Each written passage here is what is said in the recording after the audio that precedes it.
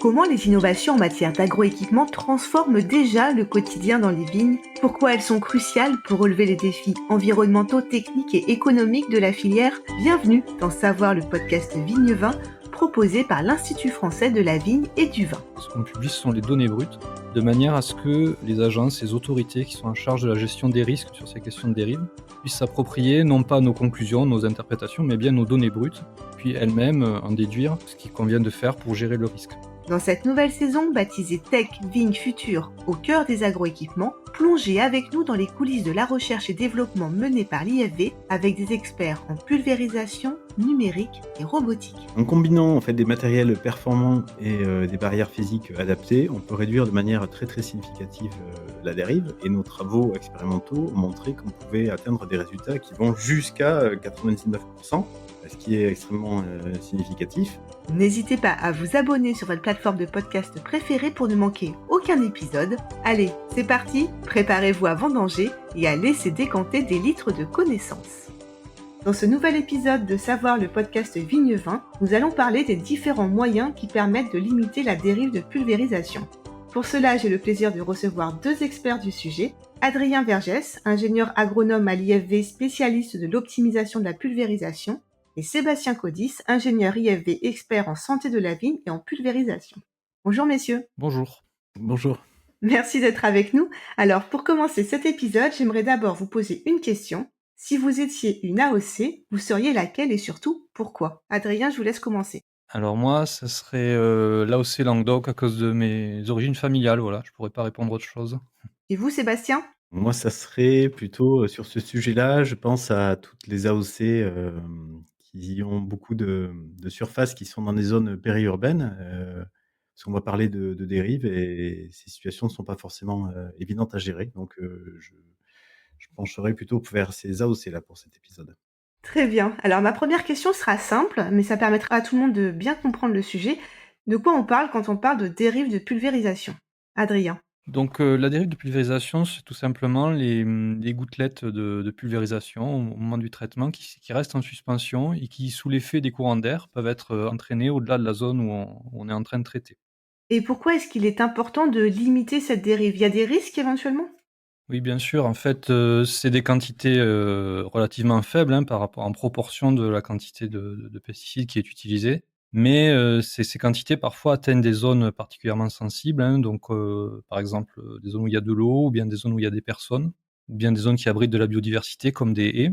Et donc dans ces cas-là, quand la dérive atteint ces zones-là, voilà, ça peut poser des problèmes, il peut y avoir des risques, voilà, qu'il faut absolument gérer et limiter. J'imagine qu'il y a des normes et des obligations qui existent, en tout cas un cadre réglementaire. Est-ce qu'on peut le rappeler? Protéger en fait les zones sensibles de la dérive de pulvérisation, la réglementation met en place des zones de non-traitement, c'est-à-dire des zones qui sont à proximité des points sensibles et qu'on n'a pas le droit de traiter. Et ces zones ont des largeurs variables, de 5, 10, 20, 50 mètres, parfois même 100 mètres. Dans ces zones, les agriculteurs n'ont pas le droit tout simplement d'utiliser les produits. Il est quand même possible dans certains cas de réduire la largeur de ces zones.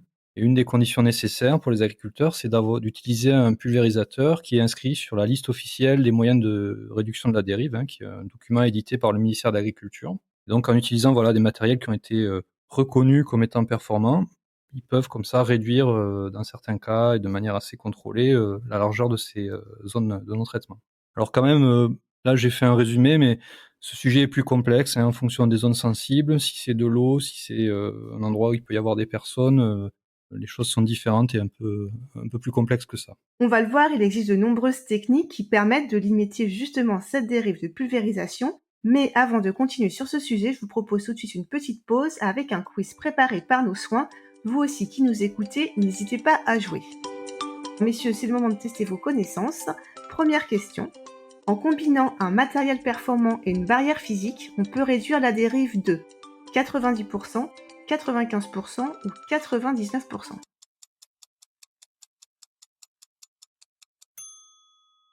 Je veux bien essayer de tenter une réponse. En combinant des matériels performants et des barrières physiques adaptées, on peut réduire de manière très significative la dérive, et nos travaux expérimentaux ont montré qu'on pouvait atteindre des résultats qui vont jusqu'à 99%, ce qui est extrêmement significatif. Donc on peut en déduire que la réduction de la dérive en combinaison matériel performant des barrières physiques à l'interface entre la zone à protéger et la parcelle traitée réussit à limiter la dérive. Donc c'est pas une impasse technique de réduire la dérive en viticulture, ça c'est la principale conclusion, mais par contre ça se fait au prix de fortes contraintes pour les agriculteurs et les viticulteurs, et notamment l'utilisation de matériel qui est plus coûteux, moins maniable. Voilà, on peut le faire, mais ça amène beaucoup de contraintes pour les viticulteurs. C'est ce qu'il faut avoir en tête. Voilà. Parfait. Question numéro 2. Quelle est la taille optimale d'une haie pour limiter la dérive?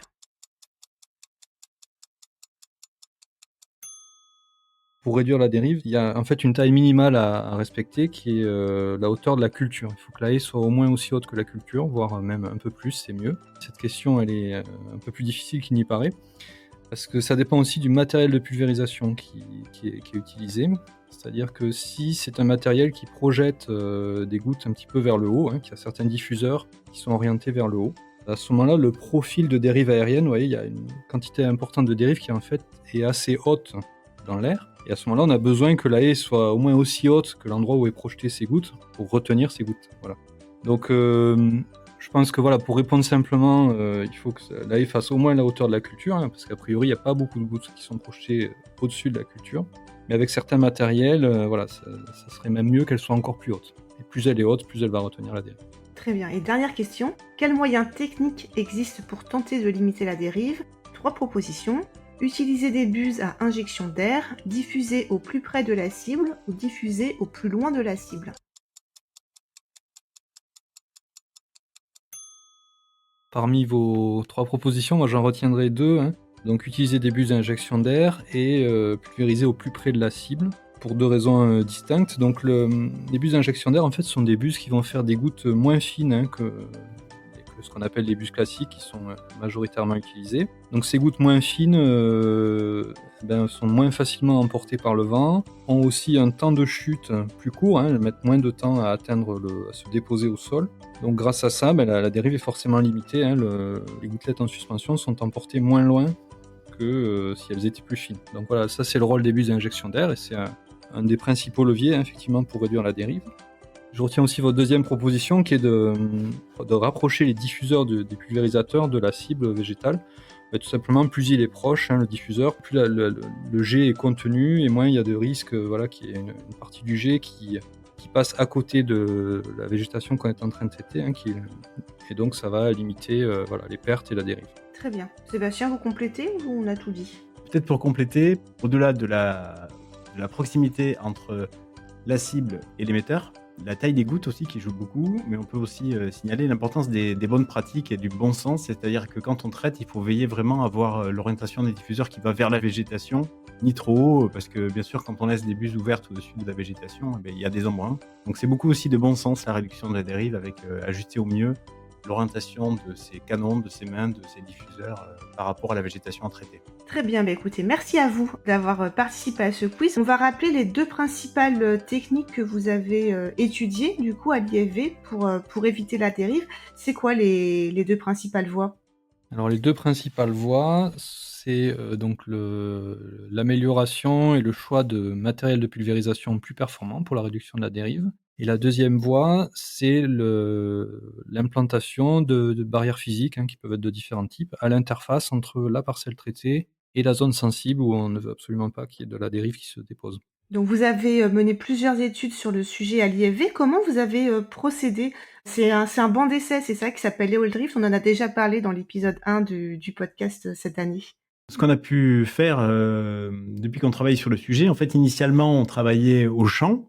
On essayait de mesurer la dérive au champ, et puis ça a mené beaucoup de contraintes expérimentales, c'est-à-dire on devait avoir du vent dans la bonne direction par rapport à l'orientation des pour que les essais puissent être pris en compte, parce qu'il y a une norme qui définit de manière très précise la manière dont les essais doivent être effectués pour pouvoir être validés. Et on s'est dit que finalement, en allant vers des conditions les plus contrôlées possibles ou semi-contrôlées, on avancerait plus facilement sur ce sujet-là. Et c'est ce qu'on a fait en fait à différents niveaux. On travaille depuis 2019, date où on a pu réaliser un générateur de vent artificiel. En fait, c'est simplement un mur de ventilateur qui fait 5 mètres de haut et 5 mètres de large, avec 25 ventilateurs qui vont générer toujours le même vent.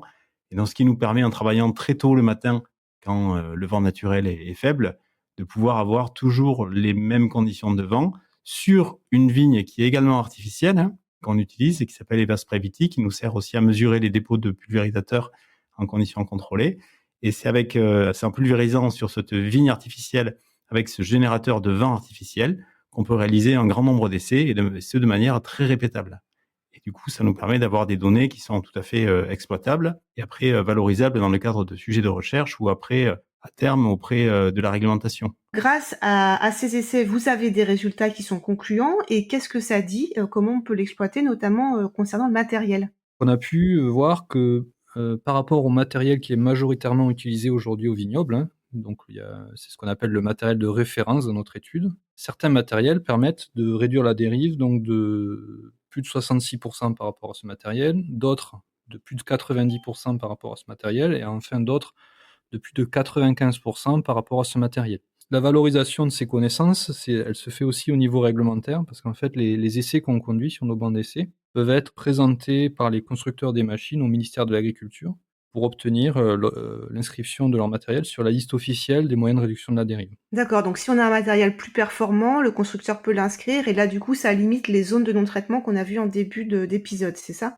Voilà, donc ensuite, voilà, la suite de la chaîne, c'est celle-là, hein, c'est que les viticulteurs qui vont investir éventuellement dans ce matériel auront la possibilité de réduire la largeur des ZNT. Hein.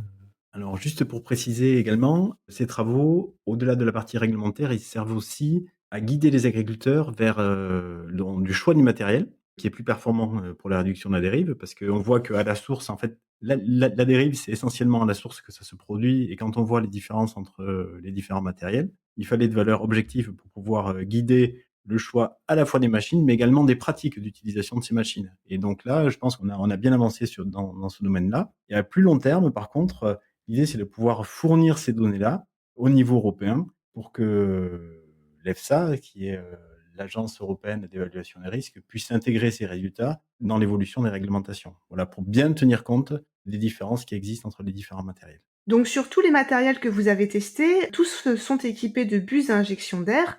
Est-ce qu'on peut rappeler un petit peu ce qu'il en est et quelles conclusions vous en tirez?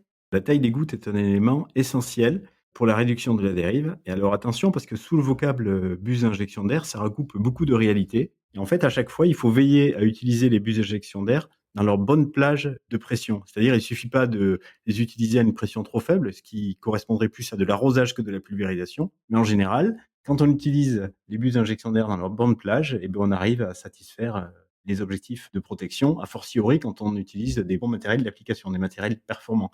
Donc, au vu de tous les résultats dont on dispose, on n'a aucun élément qui nous permet d'avoir des contre-indications pour leur utilisation. D'ailleurs, il faut noter que dans les pays du Nord, notamment en Hollande, ces buses d'injection d'air sont obligatoires pour traiter les vergers depuis plusieurs années maintenant, dans un cadre réglementaire. On a bien compris, un matériel performant limite la dérive, mais ce que vous avez aussi étudié, c'est une autre piste avec les barrières physiques comme des filets ou des haies. Qu'est-ce que vos études en ont dit?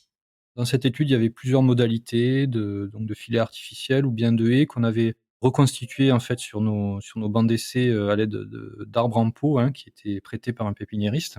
Et donc on a atteint uniquement grâce à la haie 70, 80, 90% en fonction des modalités, hein, de réduction de la dérive. Et donc l'intérêt, comme je le disais, c'est aussi qu'on peut combiner les deux aspects, hein, matériel et haies, et atteindre là des taux de réduction supérieurs à 99% dans le meilleur des cas. Oui, donc c'est des résultats qui sont impressionnants, encourageants.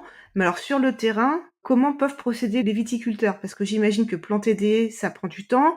Investir dans du matériel performant, des fois, c'est un peu coûteux. Par où commencer finalement? Effectivement, c'est pas évident, et ce sont des questions de moyen et long terme, hein, ça peut pas se résoudre en un claquement de doigts.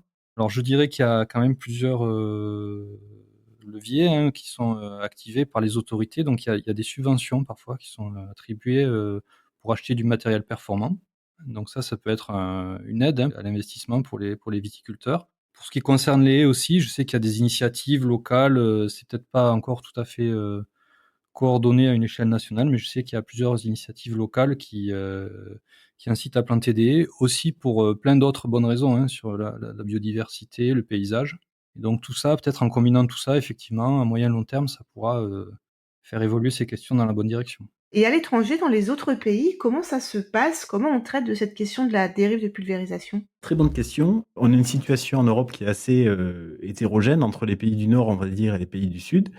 Alors que les pays du Nord ont mis en place depuis longtemps des réglementations qui visent à encadrer la manière dont les produits sont appliqués, notamment à proximité des zones sensibles, alors que ce n'est pas du tout le cas pour les pays du Sud, notamment en Italie et en Espagne. Il n'y a pas de réglementation qui vise à protéger les zones sensibles dans les parcelles. Donc il n'y a pas de liste de matériel homologué pour la réduction de la dérive, ça n'existe pas. Il n'y a pas non plus de zones non traitées à mettre en œuvre. Donc on a une situation qui est extrêmement hétérogène, et avec une difficulté aussi pour aller harmoniser ce qui se passe dans les différents pays. Alors, il y a plusieurs initiatives qui sont lancées dans ce sens-là, et c'est toujours en cours, et les pas de temps sont très longs.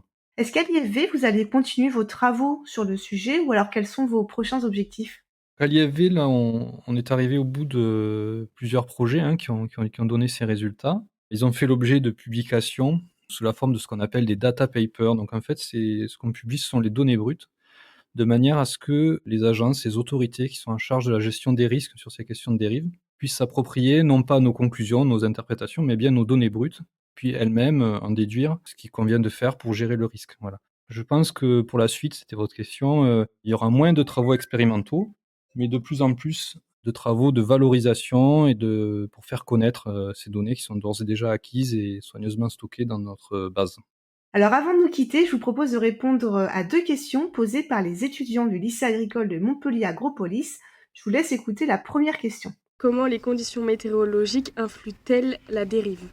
Ce qui génère la dérive, c'est avant tout le vent. Donc plus le vent est fort, et s'il souffle a fortiori dans la direction de la zone sensible, plus on est dans une situation critique où il risque d'y avoir de la dérive vers cette zone sensible.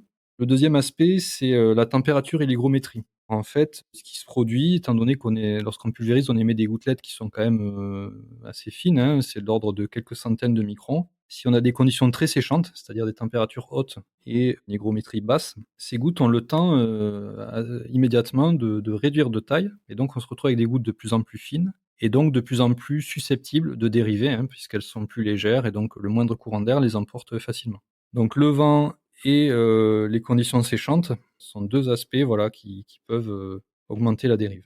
Et la deuxième question. Quels équipements spécifiques permettent de réduire la dérive en viticulture? Alors, ce qu'il faut retenir, c'est que plus on est loin de la cible, et plus on a des chances d'avoir une quantité de produit qui est importée le temps qu'elle arrive sur la végétation en traité. Donc on retiendra qu'en utilisant des matériels qui permettent de se rapprocher de la végétation, par exemple avec des appareils face par face qui traitent à proximité de la végétation, on génère moins de dérives. Ce qu'il faut également retenir, c'est que plus les gouttes sont fines, mais plus elles génèrent de risques d'être emportées à la fois par le vent ou d'être sujettes à être évaporées avant d'arriver sur la végétation. Donc c'est 2 éléments complémentaires. Également pas trop d'air, parce que sur certains pulvérisateurs, notamment des aéroconvecteurs, il y a presque trop d'air, et du coup l'assistance d'air traverse le rang, et du coup c'est pas très bon non plus pour la dérive. Un bon réglage, on l'a déjà dit, pour adapter l'orientation des diffuseurs vers la hauteur de la végétation à traiter. Et ce qu'on pourra au final retenir, c'est qu'en pulvérisation, tout ce qui se voit, dès qu'on voit un brouillard autour de la végétation, c'est de la quantité qui est perdue. Donc une bonne pulvérisation, c'est une pulvérisation qui ne se voit pas. Voilà. Alors c'est un peu contre-intuitif parce que c'est pas comme ça qu'on avait l'habitude de traiter jusqu'à présent, mais c'est vraiment quelque chose d'essentiel à avoir en tête. C'est-à-dire une bonne pulvée, c'est une pulvée qui ne se voit pas. C'est la fin de cet épisode Savoir, le podcast Vignevin consacré à la dérive de pulvérisation et surtout aux moyens de la limiter. Merci à nos 2 invités, Sébastien Codis et Adrien Vergès. Merci. Merci. Merci à vous d'avoir partagé vos connaissances avec nous. Et si le sujet de la pulvérisation vous intéresse, sachez que nous y consacrons 3 autres épisodes. Un sur la qualité de pulvérisation, la pulvérisation de précision et la pulvérisation de demain. Merci à vous de nous avoir écoutés. Le podcast a déjà franchi la barre des 3000 écoutes, alors continuez à nous suivre et à partager les épisodes des 2 saisons sur votre plateforme préférée. À très bientôt.